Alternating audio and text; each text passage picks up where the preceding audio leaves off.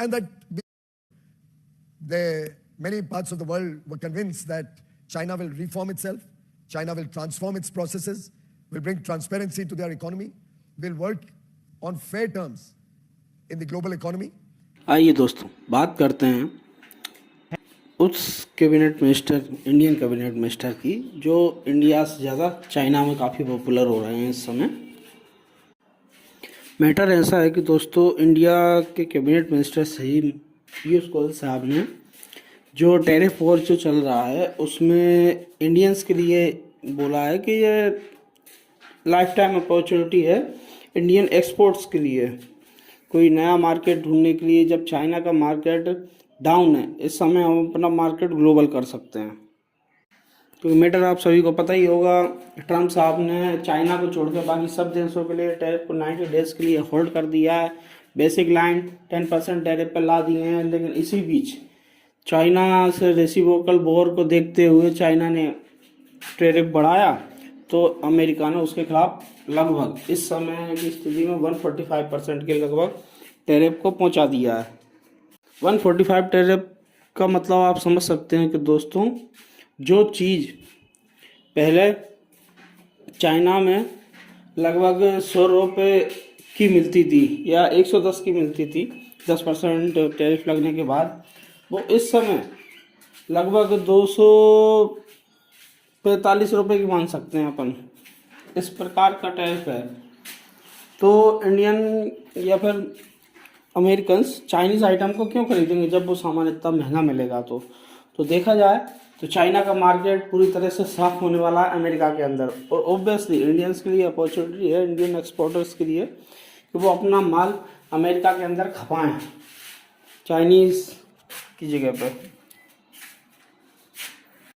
गोयल साहब का कहना है अपॉर्चुनिटी फॉर लाइफ टाइम। देखा जाए तो दोस्तों चाइना ने टैरिफ वॉर, रेसिप्रोकल टैक्स लगा के अमेरिका से एक ट्रेड वॉर छेड़ दी है, जिसका फ़ायदा इंडियंस को उठाना चाहिए। एक ऐसी डील करनी चाहिए अमेरिका के साथ जिससे कि इंडियन एक्सपोर्ट्स को फ़ायदा हो। इसी बीच कुछ चाइनीज़ एक्सपर्ट्स का कहना है कि जिस प्रकार India opportunity for life time कह रहा है इस टैरिफ वॉर को जो यूएसए और चाइना के बीच चल रही है, वो कल के लिए आपके साथ भी हो सकता है। अगर आपसे अमेरिका की कोई डील 90 दिनों के बाद नहीं हो पाई तो आपके खिलाफ भी इस प्रकार के प्रतिबंध लग सकते हैं। तो आपको हमारे साथ WTO में साथ खड़े होने की आवश्यकता है, ना कि अपॉर्चुनिटी देखने की। ये सही नहीं है।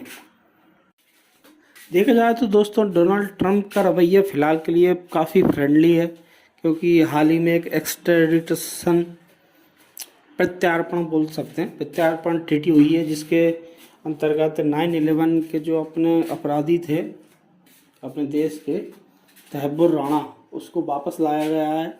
उस पर ट्रायल चल रहा है और उसे इंडियन न्यायपालिका के अनुसार सज़ा सुनाई जाएगी, जो कि काफ़ी मायनों में न्यायपालिका के हिसाब से सही है। काफ़ी लोग ये भी कह रहे हैं कि आपका ज़रूरत है उसे लाने की, उसे बिरयानी खिलाने की। ऐसा नहीं होता है दोस्तों। अगर किसी ने अपने देश के खिलाफ अपराध किया है तो उसे सही ढंग से न्यायपालिका के अनुसार सज़ा दिलाना एक मैसेज जाता है ग्लोबल वर्ल्ड पे, ग्लोबल लेवल पे, कि हाँ वी आर कैपेबल। अगर आप कहीं भी छुप जाओ देश दुनिया में तो हम ढूंढ के आपको फांसी के पंजे पे लटका देंगे।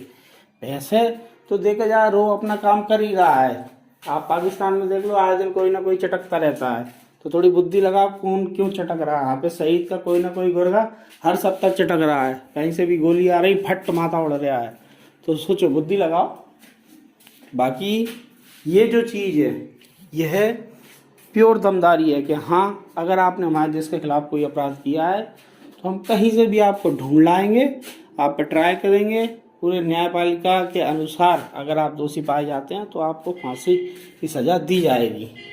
क्या फांसी हमारे यहाँ काफ़ी सालों से हुई नहीं है, तो लाइफ टाइम इम्प्रिजनमेंट भी बड़ी सज़ा है।